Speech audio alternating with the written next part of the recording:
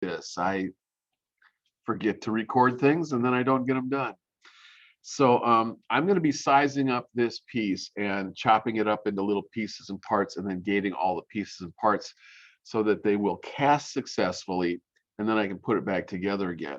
But I don't know who made this thing. He brought it in today and I didn't check his name.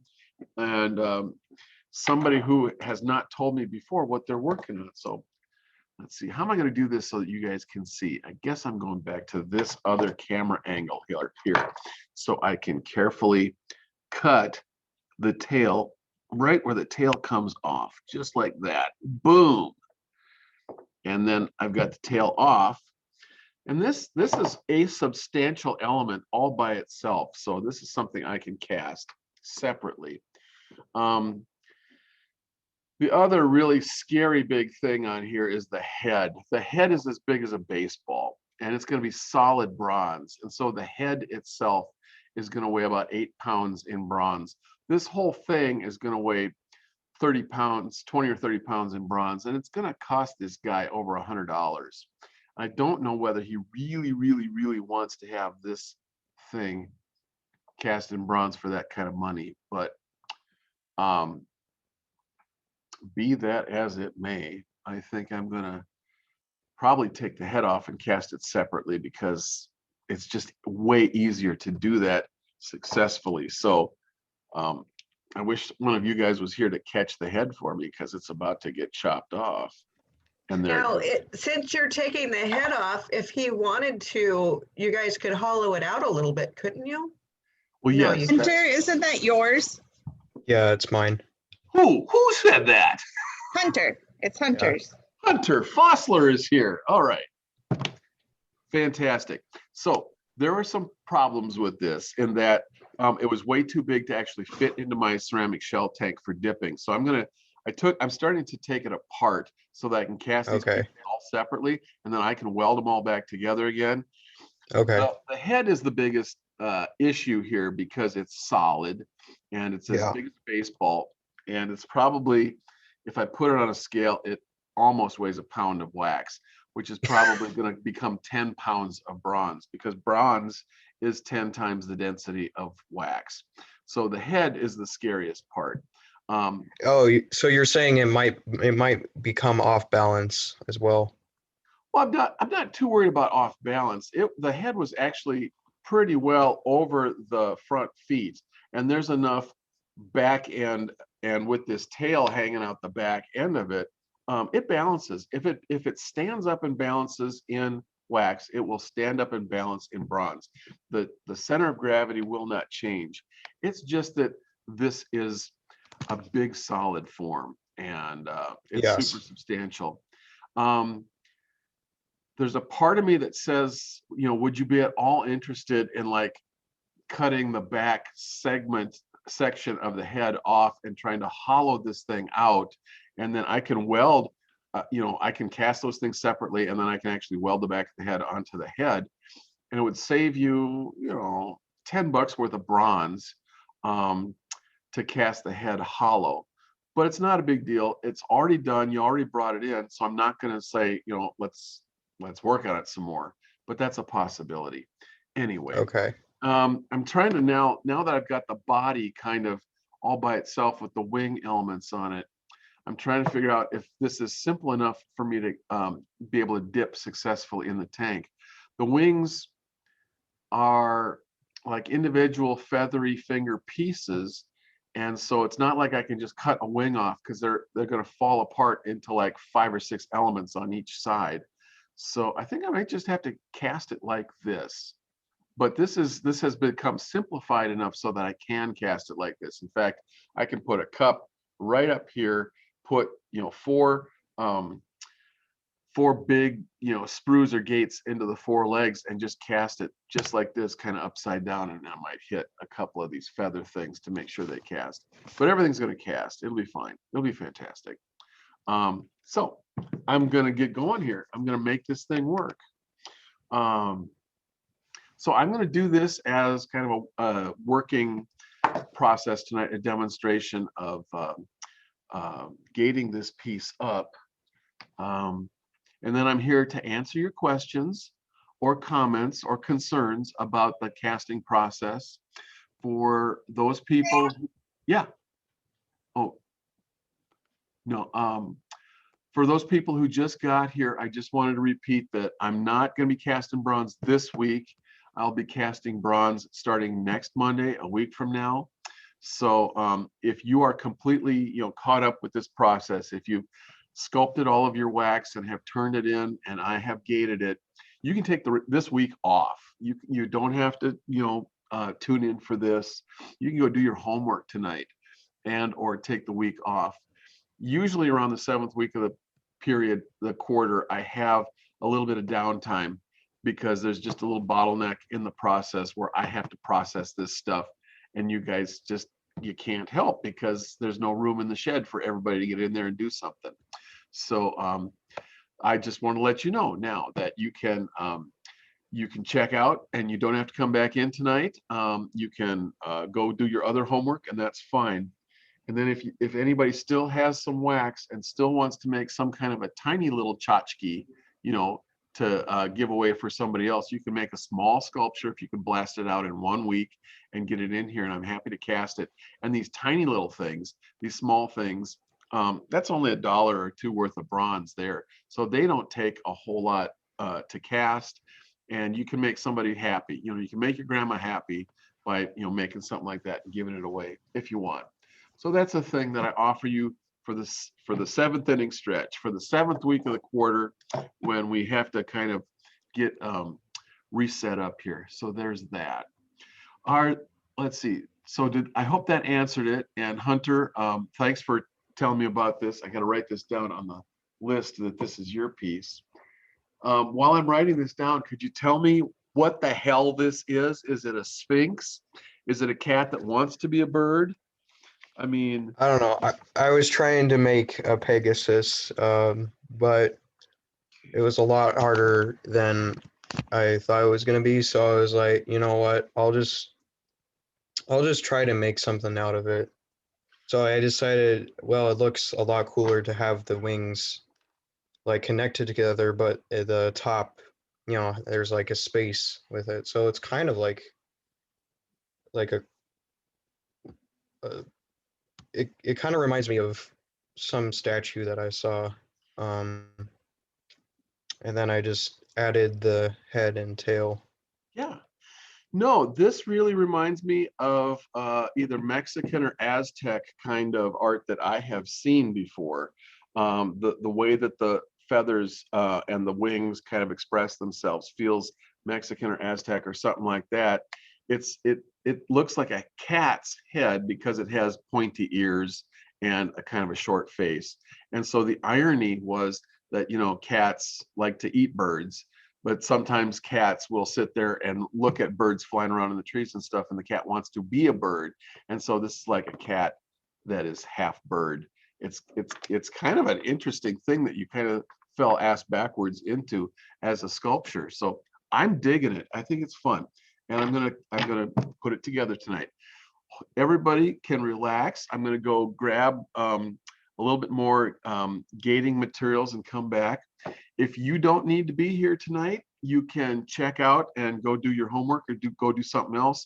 And if you just want to watch James Bronze Casting TV because it's better than anything else on the internet, then you just stay right here with us. And we'll be right back.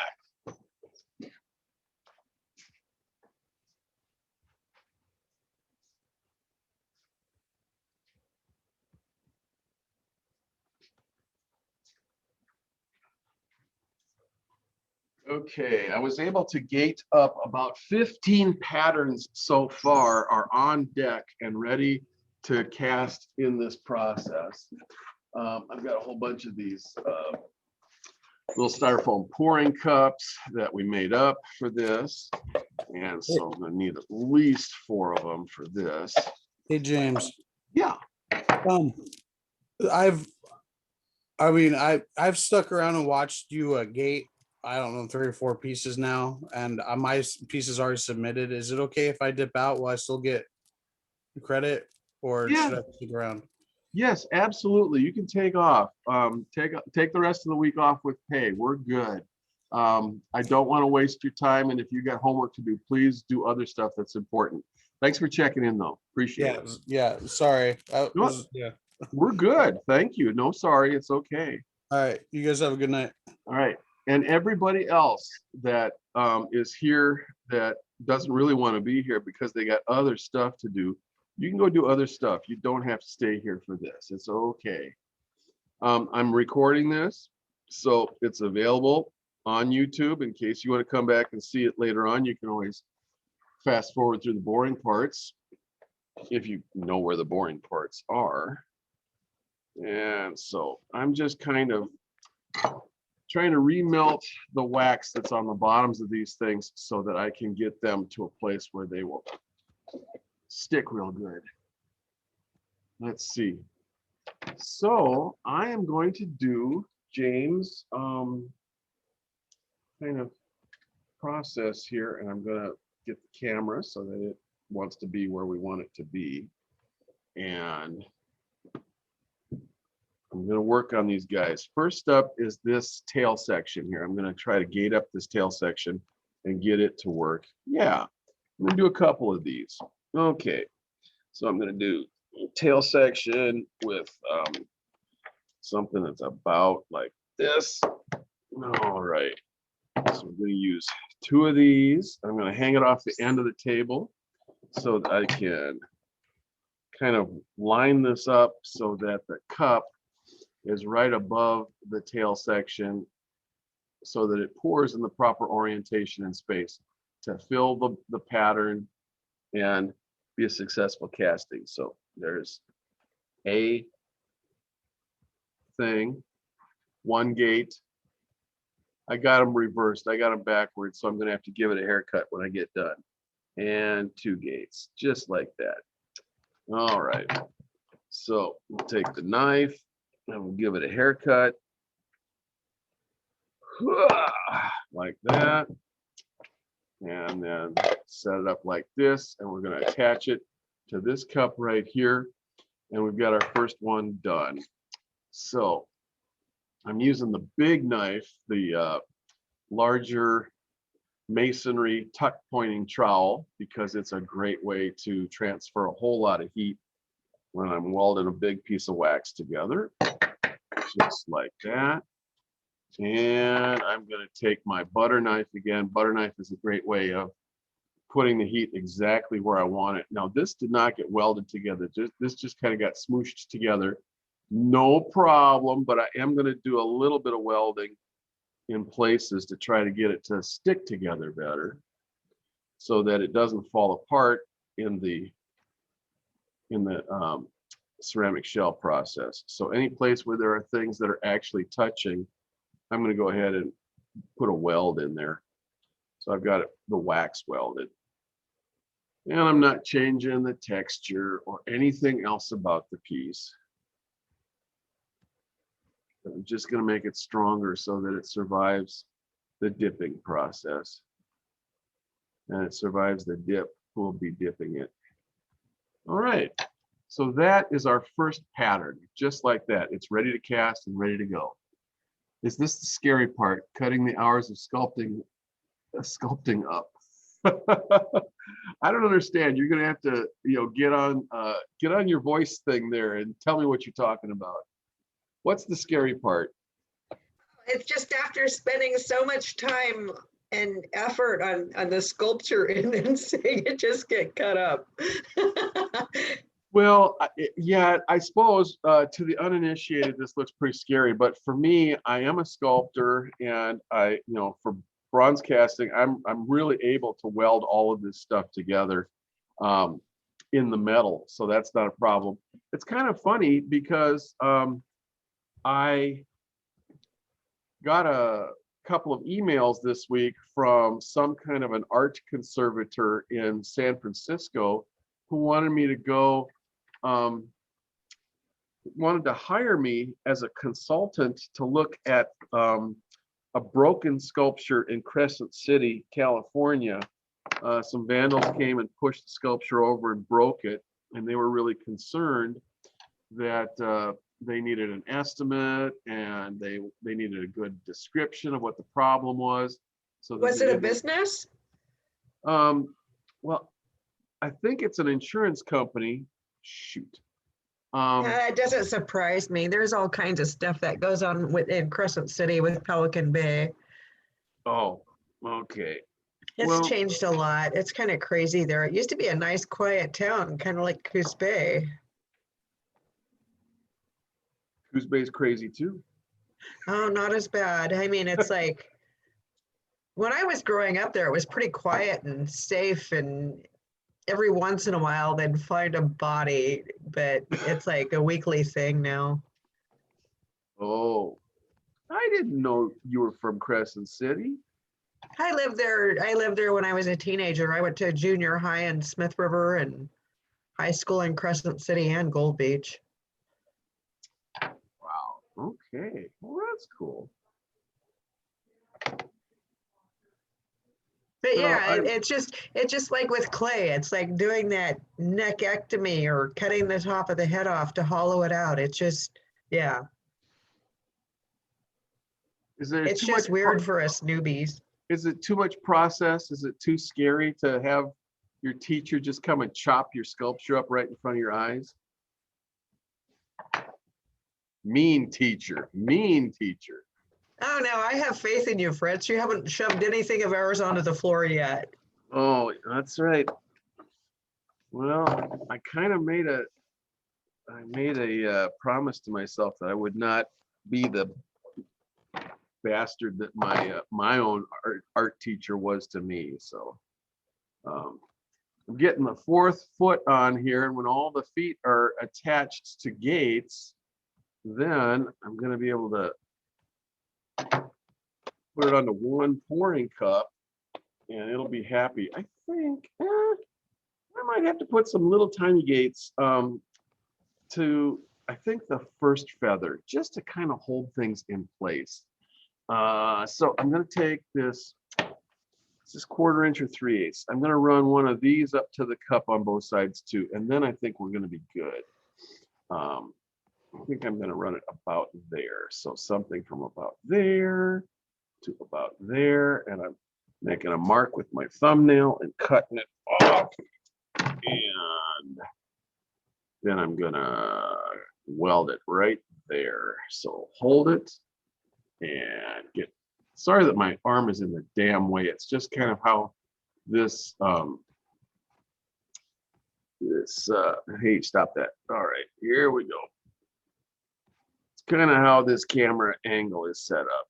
Okay, so that one's good on that side, and I'm going to do something similar on this side. Mostly it's just to kind of bring everything together, stabilize it a little bit.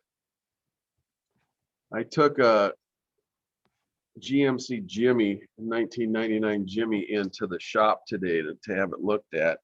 And they came back with so many things that were wrong with it. I almost don't want to get it fixed. It's a little bit more than I had bargained for. I don't know why I was telling you that, but you know, we're friends. We talk about stuff, you know. Okay. I feel your pain. I think I'm losing my water pump. You feel my pain for the water pump? Yeah, I think my water pump's going out. It's about the same amount of miles where it probably would go out. Yeah. And my heater started blowing cold air and hot air sporadically. So, Well, isn't that special? well, when the antifreeze gets low, it does that, but I don't know why it's low. I checked the oil. There wasn't oil in the, or water in the oil. I suspect it's probably the seal on the water pump going. But everything these days is like anywhere between $500 and $2,000 to fix, no matter what it is. It's like $500 bill. Here you go. Well, it's kind of funny. I have 8 things wrong with this GMC Jimmy, but all 8 of them can be taken care of for about $1,000 or $1,200. And maybe it's that it's just a little bit simpler to work on, or the parts are a little bit cheaper. So, I mean, they didn't try to scare me off and say, nah, this is just not worth doing. And they're a reputable, good place to have work done. It's Bayshore Auto, and I take a lot of stuff there. I seem to be a frequent flyer. Well, that doesn't seem too bad. It's a heck of a lot cheaper than a new car or a car payment. Yeah. Well, when you're getting a lot of work done at the car dealership, that can kill you. That's kind of high buck. But sometimes these older vehicles, you can keep them running, and the maintenance on them when it's not being fixed by the dealer is sometimes it pencils out. If you can afford, if you can handle, dealing with the idea of beater pride. A lot of us need to have a brand new car. It needs to be the nicest car. It needs to be the fanciest car. But those of us who can drive a beater and be proud of your beater and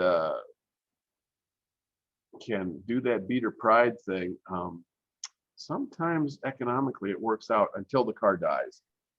There I is do a it point. well. It's like I have a brand new bumper for mine that I'm not going to put on it till I sell it.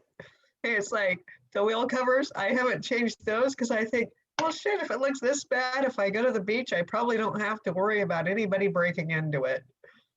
Yeah, there's something to be said. And, a lot of us are kind of waiting for the next technology to be able to take over. I mean, I really don't want to buy another new car until I can buy an electric car that will go the distance and, have some range to it. And that might be 5 years off. So I'm not in a big hurry. I'm just going to keep fixing the one I got until I can make the clean switch over to something that seems to be the right answer. I'm not a big electric car fanatic or anything like that. It's something that we've dealt with in the design class as a concept. I am going to do a little bit of welding of these wings that are touching just to make sure that it holds together and does not fall apart, because there's nothing worse than to be dipping patterns in the ceramic shell and have the thing start to fall apart and pieces and parts floating around in the ceramic shell tank. That is not my idea of a good time. So this is my idea of a good time. Speaking of pieces and parts, I'm sure you guys probably seen this stuff from the airplane footage in Denver. Oh, the stuff that fell off the airplane when the engine Yeah, exploded? that engine cover, it's like landed on that guy's sidewalk and just barely missed his house. There was another one that did it. It was a cargo plane, I think in Denmark or somewhere. Today or yesterday. I think it was a 747. Oh. Yeah. We live in interesting times. I don't like to live under the flight path of an airport in a major metropolitan city. That has always been a problem for anybody who's ever grown up in a major city and had a house in one of those communities that's in the flight path. When I No worked in bueno. Portland, I stayed out on Marine Drive and I was pretty close to the airport. And it was pretty noisy. I got used to it, but I never thought about things falling off. Ow! Boy, I'm sure enjoying all of this hot wax hitting my hand.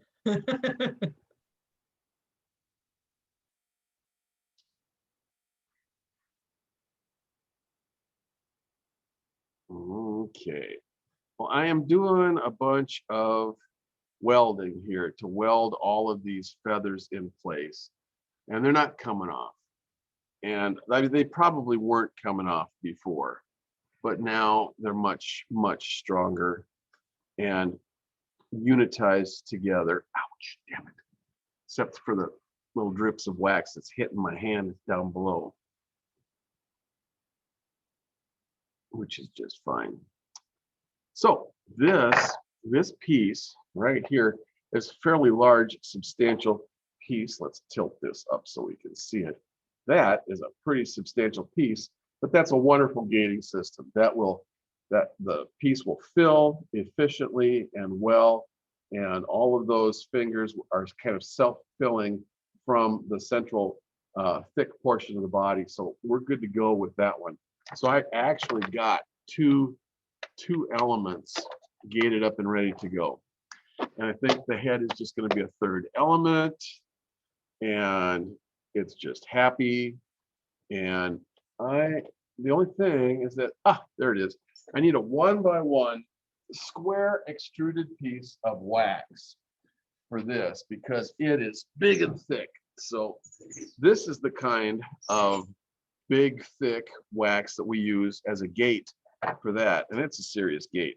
So I'm going to cut off about 1 inch of it. And it's going to be my transitional piece. Makes it kind of a transitional element from the bottom of the cup into the pattern. And so it's free. And so now I'm going to put this onto the cup, and then I'm going to put the head on top of that, just like that. Just like nobody's business, really. So we hit 500,000 deaths from the coronavirus in the United States today. And they were having a ceremony about it in the White House this evening. And they were comparing it to the 675,000 that died in the 1918 Spanish flu pandemic. So That was I like didn't really 3 think, years. This has only been a year. yeah, I didn't think it was going to be as bad as the Spanish flu, but it kind of got there, kind of crept up on us. And it's probably not, if you factor in the total population of the United States in 1918 was 100 million or fewer. And so as a percentage of the population, that flu was still worse than this flu, you know. But anyway, this isn't a flu. What is this? This is a coronavirus. I think we travel a lot more than they did then too. I think that makes a huge impact. Yeah. I do think I have some opinions on this. And since you guys are a captive audience and you like listening to me talk, you now must hear my opinion. So coming back to You're assuming a lot of us, Jimothy. Yes, I am. I'm going to go back to the talking head thing. So I really think that we've got to make better masks and buy better masks. A lot of us have been buying, you know, single ply masks or maybe even a double ply cloth mask for under $10. And these masks that are just a little bit better sewn and that have a little bit more structure to them. This is the Olsen style mask that they have been sewing for the people in the healthcare industry. And I have created this thing with a really wonderful, generous filter pocket in it. And then I've been experimenting with all kinds of different kinds of filters and combinations of different filter materials. I'm even perforating the front end of my mask here because I don't believe in a mask that just leaks around the side. That's not a filter. That's just, you know, making the breath go around a different route. But when you have a mask that's good fitting, that it goes up around the bridge of the nose and comes down with cutouts for the eyes, when it's got good support, and when you've got the actual ability for permeability of gases so that you can breathe through the mask rather than around the edges of the mask, you're good to go. We're going to continue to refine this mask design in my 3D design class this spring. Those who have sewing machines are going to sew the masks. Everybody else is going to have to make them out of paper and glue and kind of make mask prototypes. But we're going to continue playing with this idea of mask. I believe that we will be wearing masks for the rest of this year and probably into 2022. And possibly even longer, depending on what the kinds of variations and mutations and stuff are. We're into some serious doo-doo here with the coronavirus because the common cold is a coronavirus, and we have never been able to come up with a cure for the common cold. It just keeps coming back every cold and flu season. and it gets kind of passed around, and it's been a low level problem. I don't think we're ever going to get rid of this COVID-19. So we're going to probably be doing annual vaccinations for the rest of our lives, and dealing with this. It's going to be a changer for our culture. We're going to be able to restore lots of public institutions and things like, baseball games and sporting events and concerts and that kind of stuff. But I think we're also going to have an element of safety that is going to include mask wearing for some of this stuff, at least for old people or, people who are at risk. So masks aren't going away. And I think that we're going to probably be designing better masks that are more attractive, that are that fit better and perform better. And so I want to be on the front lines of that with my design classes, dealing with those kinds of design issues and challenges. So, we will. One of the biggest problems with the disposable masks, they have the wire that fits around your nose, but even when you mold it around your nose, it still fogs up your glasses, so it's not working. Yeah. What But I at like least- about this, I'm taking that glasses thing. I mean, I'm a glasses wearer, and so I really want, these contours to fit up underneath my glasses so that the glasses come down and rest on top of this right here, so that also helps make a pretty good seal. And I'm really trying to direct the breath and the permeability through the front of the mask so that the mask will do what it's supposed to do. It's supposed to be a filter. These are just covers. The cover on the outside and the back side, the liner, I mean, they're just the structure of the mask creates a structure and a frame basically for the filter material itself. So, trying to come up with the right shape and style of pattern and sewing these things is a big deal. I have this pattern. I'm happy to share it with anybody who wants one.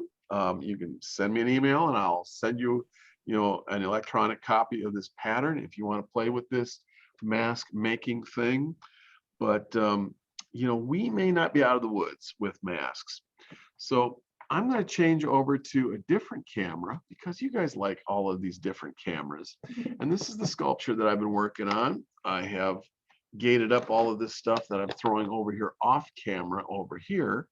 And so this piece is getting there. This is based very closely on a pose that I was doing with a model that I found kind of interesting. And it was one of those kind of throwaway poses that I came back to after the fact and thought, hey, this is cool.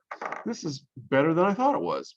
So I am kind of refining this. I'm working with the hair and trying to get the hair as a hairstyle to wrap around the piece. I'm kind of refining some of the back musculature and everything. What I would really like to do is mold this thing in a rubber mold so that I can cast copies of this in wax, because I told you about the various orientations in space that I could see this doing and being in.